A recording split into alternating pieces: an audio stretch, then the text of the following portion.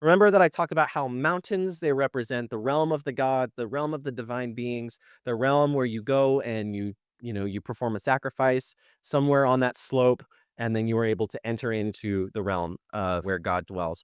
About how the sea is the opposite of that. The sea is where you go down. It's the lowest point. Mountain represents heaven. The sea represents the death and destruction because that's where water runs. It goes down, down, down. I talked about these symbols of this is what those are. Is it has to do with cosmology. Cosmology means an account or a science of the world. Okay, cosmos means the world, right, or the universe.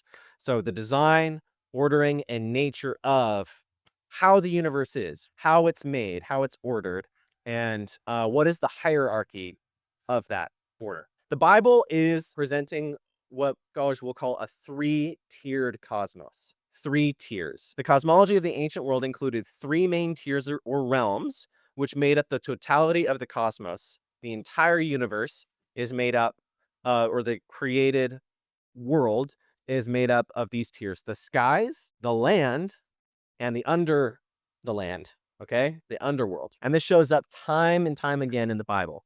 So Exodus chapter 20, you shall not make for yourself an image in the form of anything in heaven above, on the earth beneath, or in the waters below. There's waters below the earth. Does everyone know that? Because if you dig really deep, spring starts sprouting up everywhere. Okay. Yeah, we'll get into it. uh, at the name of Jesus, every knee will bow in heaven, on earth, and under the earth, right? Three tiers. I've got another one for you. I heard every creature in heaven and on earth and under the earth and in the sea and all that is in them, saying, to him who sits on the throne and to the Lamb be the praise and glory and power forever and ever. So John's vision of the last verse that we just looked at. So this is what the cosmos, this is like a rough making of what the world is conceived of in the ancient mindset. Okay. If you watched the video on cosmology, and for us, this looks silly, but it really shouldn't look silly to you. This is how the world is conceived of in the Bible. So when biblical authors are talking about the creation, they're talking about a world like this. You can go and read. I'm not actually going to do this for the sake of time. I thought about doing it. I was going to do another go around and read. But if you want to go back and look at the slide and just cross-reference all of these passages, it will describe things like the throne room, which is above the dome of that separates the waters. It will talk about the waters above. You have the dome itself. In your Bible, it might translate to firmament or dome, the waters below, and the dragon, Leviathan, that swims within the waters, and the foundations of the earth, right? I'm getting the idea that underneath the sea is hell. Really, really great point. So I'll just say it now, but we'll get into it more later. Yeah. So the idea here is that you bury your dead in in the ground. And the dragon. Yeah, you bury people. I mean, you don't even have to bury them. They disintegrate, they decompose, and they turn to dust. And so they turn back into the earth and they go into the underworld. Yeah. And there's so much to say about that, but we'll get into it. Yeah, as we go. Okay. So this is sort of how the cosmos is ordered throughout the Bible. Three important words here is rachia. This is the Hebrew term for a part of creation that we just don't conceive of. The rakia is considered a construct of a clear glass-like dome which divides the realm of created order from the waters. So that's going to be this dome here. And this dome is referred to multiple times throughout the Bible. Many, many times is the rakia. Again, or firmament will be the word. Is the dome is what is mentioned in Genesis? Yeah, it's the thing that is mentioned in Genesis that separates the waters from the waters. So God created a rakia, and it separates the waters above from the waters below. And within that dome, creation lives. In later parts of the Bible, the rakia is said to be the foundation below the throne room. So the throne room of heaven is above the rakia. Yeah, there's a barrier between unhabitable chaos waters, but even within the chaos waters is the throne room. Something that I just want to point out, just as we talk about like modern science, I don't want to do this too often, but where's the sun, moon, and stars in this conception? They're inside the dome. So in our modern cosmology, the dome represents the universe. The rakia represents the thing that separates non-universe from universe. Does that make sense? So just something to think about that. Okay, other word is Shemaim. The Hebrew term for heavens is simply the Hebrew term for all of the space above your head. Okay? So in the beginning, when God created the heavens and the earth, it means he created the sky and the sun, moon, and realm of the sun, moon, and stars, and things like that. Okay. And the realm of existence above the land, the unseen realm, right? Things move up here that I can't see. My words are flying through the air towards you and you can't see them. The wind moves the earth, things on the earth. It's the realm above your head, right? Obviously, we're talking sort of symbolic, but anyway, go ahead. Someone asked you, is the sky, is there 3 levels of heaven? There's the realm where the birds fly. Okay. There's the realm where the stars live. Mhm. And then there's the throne room, which is called the heaven of heaven. Okay. Or the highest heaven. We'll get into this next week. But the Bible is clear that God takes up residence in the heaven of heaven, in the throne room, but he is not like contained there, that he is beyond heaven and earth. The sky where, yeah, the birds fly, then, yeah, if we're talking about if we're syncing it up to modern cosmology, space would be the second, and then the third would be beyond space, right? C.S. Lewis had that conception too. Anyway. And then Eretz is going to be the word for land, earth, or country. It does not mean planet Earth, but it can. I guess you could say it can, but mostly it just means the space underneath your feet. So ancient culture saw the world through a phenomenological lens, and I'll get into what that word means. Cosmology was understood through patterns of the world observed via your lived experience, making descriptions of the world primarily spiritual, about the way that you saw and perceived the world with your own eyes. Well, it may be hard to grasp initially, the ancient cosmology of the Bible was most concerned with theological and spiritual meaning rather than mechanical or scientific explanation. This is most evident in ancient understandings regarding heaven and earth. In biblical cosmology, everything that goes up goes towards the heavens, and I'll explain why, where the creator God lives at the very top in his heavenly temple. Humans come down, or they come up from the ground, they rise from the dust, right? And are meant to go upward toward their creator.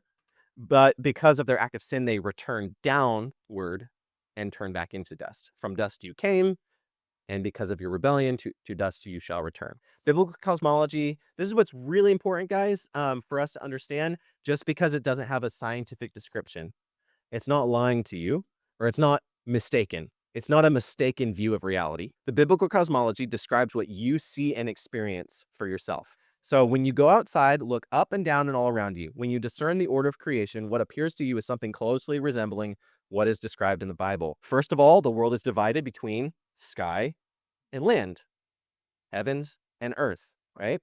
There are realms at the fringes of your experience that you cannot enter into, that you're not made for. These are the waters. You go into the waters, you die. In the last 100 years, people are flying in planes. You know what I mean? Like, that is like completely unheard of throughout all of human history.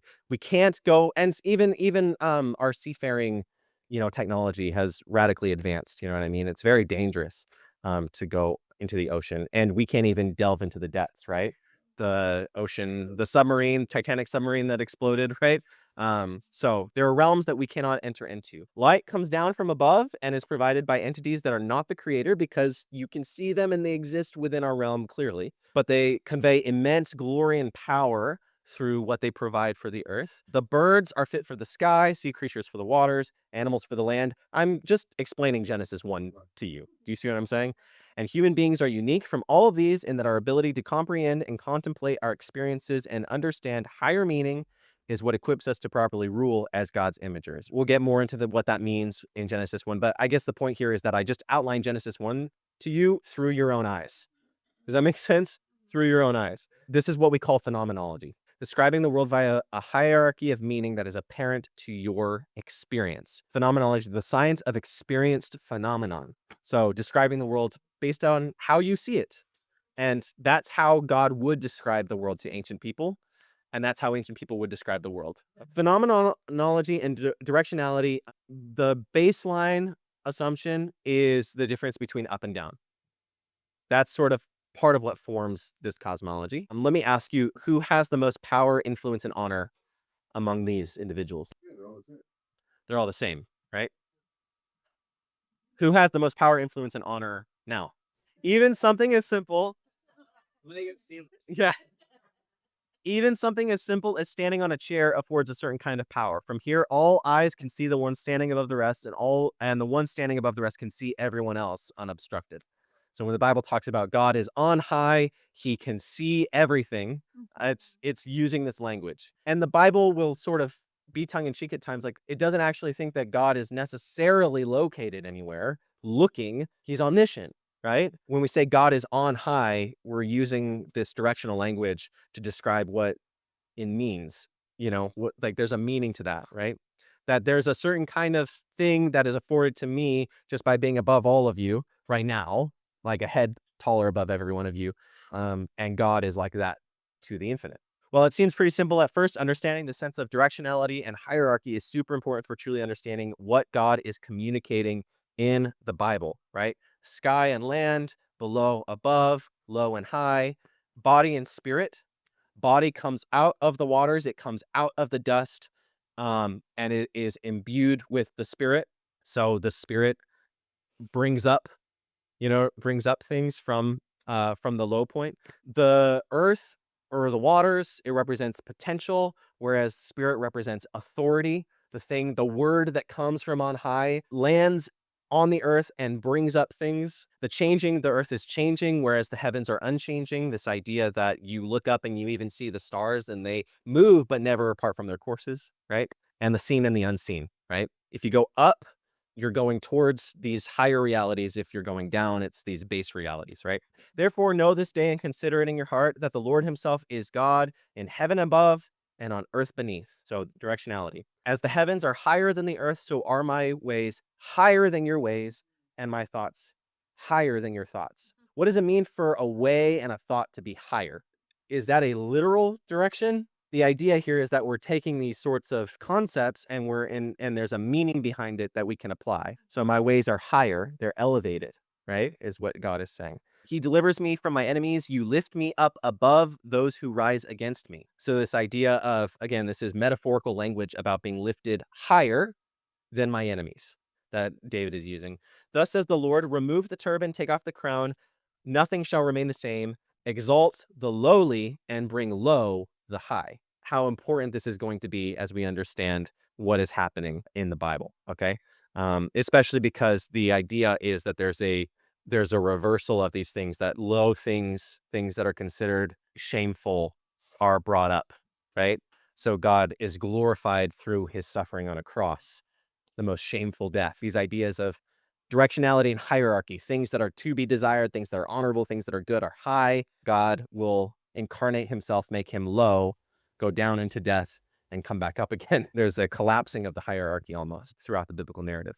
The day of the Lord of hosts shall come upon everything proud and lofty, everything lifted up, and it shall be brought low.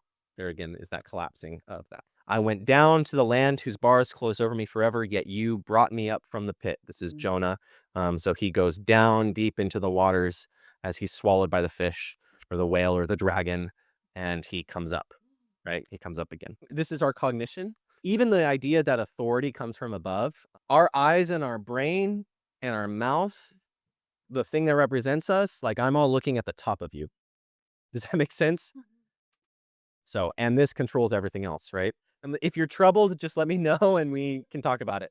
Obviously, the biblical cosmology is not equal to our modern cosmologies in that they are not saying the same thing. Modern cosmology is that you live on planet Earth with the moon and the stars. So you are here. Your planet is part of a solar system, other planets. That solar system and all the other solar systems make up a galaxy among billions of other galaxies, and that all makes up the physical universe. Okay, the whole point here is that modern cosmology is not phenomenological like ancient cosmology. Instead, it is based off of hundreds of years of mathematical, geological, and astronomical understandings, right? And I'm going to skip this actually, just to get at the main point. So there's a major difference between phenomenology, sorry, and scientific observation. Who can guess what that difference is? I think you have one in particular, but if you have any idea, just shout it out. The major difference is there. Okay. So phenomenology is about seeing the world through your naked eye. Science is about changing your perspective completely in a way that is completely unnatural to how you are built. And I'm not saying that's wrong. I'm just saying that we should not at all be anxious or surprised at the fact that things start to look radically different when we alter our point of view and try to understand in ways that are completely unnatural to our native human experience. Does that make sense? You're not meant to see DNA. How do I know that? Because you can't see it without something else. Your eye is not built to perceive DNA. It's not built to perceive radio waves or microbiology or planets, light years away. It's just not how our eyes see things. So our conception of how the world looks, it will break down when we change our perspective.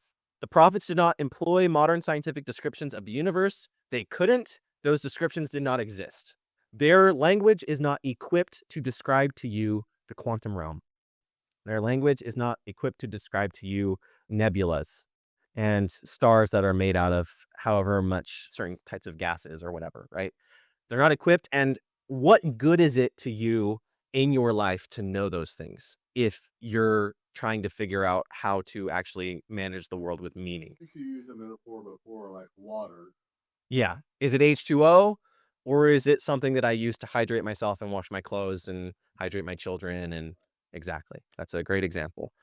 There's a mechanical description of things that is less important. Does that make sense to your life? In the long run, it's important because we have great medical technology that can save us.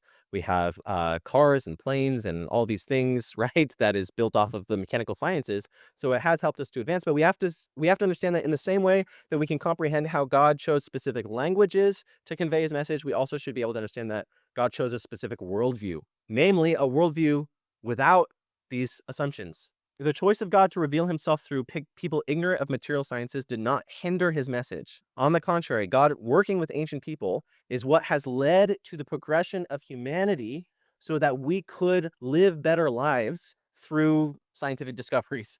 This is a sidebar. I just wanted to frame for you how we got to where we are. When they conceived of the earth as round, just before the time of Jesus, the question is, how are cosmologies developing? So this art here is going to show you they conceived of the world, therefore, as spheres, that these planets exist. You can see Sol, Jupiter, it's all in Old English, right? Luna. So the world is conceived of as these planets or these stars embedded in spheres that are circling around the Earth. And the Earth is at the bottom. So when people talk about geocentric models, like the idea of like the Earth is the center of the universe or whatever, it actually wasn't the center of the universe. It was the lowest point. Does that make sense? Of a spherical cosmology. So you just take this and you just like blow it up, like, and make thing and add a lot more stars into it. It's the same cosmology as we have today, except for the fact that the Earth goes around the sun. But even still, it's kind of like from where your perspective is. I'm sure you have questions about this. Does anyone have questions about what's going on here? I was gonna say, I think it's interesting that there's like the negative, the evil in the center there, but then like Hey, there you go. So that's going to be a dragon swallowing all of the souls in Sheol, right? and then the other one it has the angels around the outside. Yeah, here's the dragon again, right? But who's at the very top? There's Jesus. Yeah, and then here would be the 4 cherubim. Yeah, Ezekiel. So this is like 13th century cosmology.